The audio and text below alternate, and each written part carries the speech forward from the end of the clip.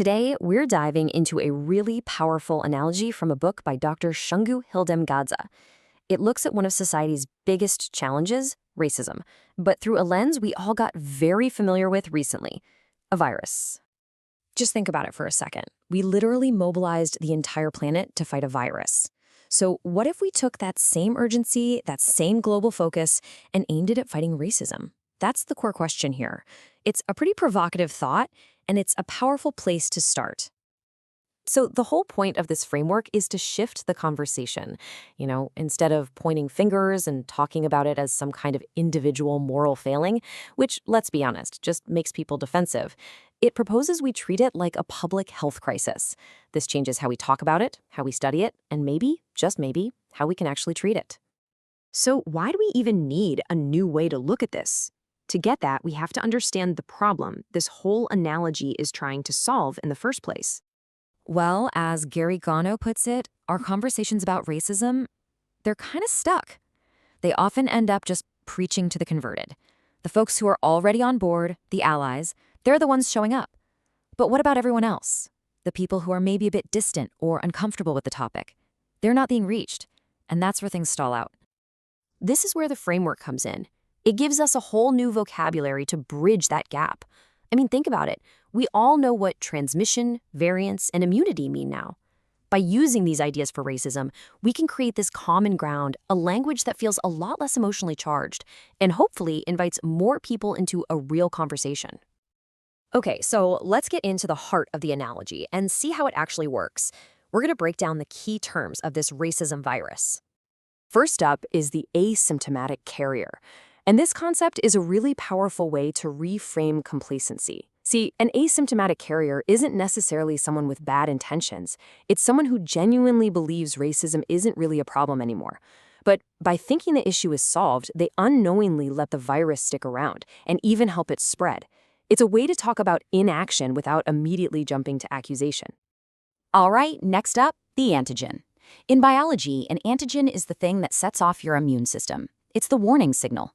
In this analogy, the antigens of racism are those early warning signs. Stereotypes, little acts of exclusion, or those so-called jokes.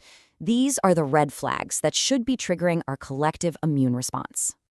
So if antigens are the warning, then antibodies are the defense. Just like your body creates antibodies to fight off a virus, a society can create social antibodies. And these are the real, concrete actions we can take. Things like education programs, inclusion toolkits, and actual policy changes that build up our collective defenses. Now, here's a crucial point. The analogy recognizes that viruses evolve to survive, right? Well, this framework says racism does the exact same thing. It mutates. It changes its form over time, which makes it way harder to spot and fight if we're only looking for the old, obvious versions. And we can actually see this evolution pretty clearly. The original strain might have been something like overt hate speech, really easy to identify. But then it evolves into more subtle variants, like coded language.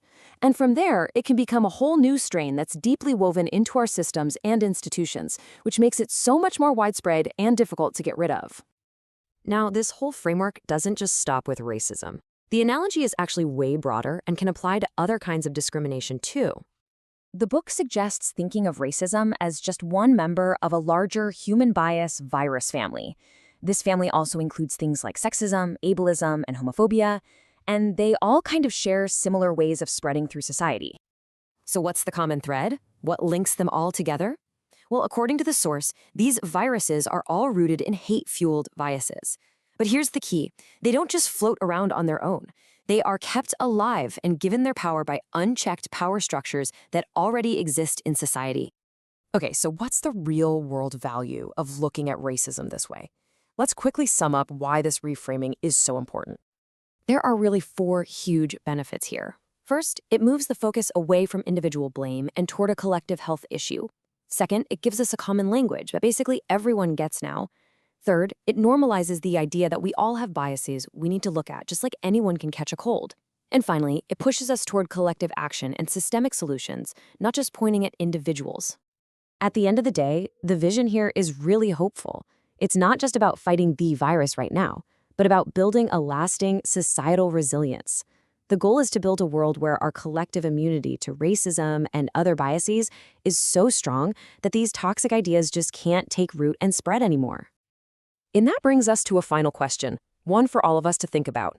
If those warning signs, the antigens, are out there, what specific defenses, what antibodies can we start building right now, in our own workplaces, our schools, and our neighborhoods, to create a healthier society for everybody?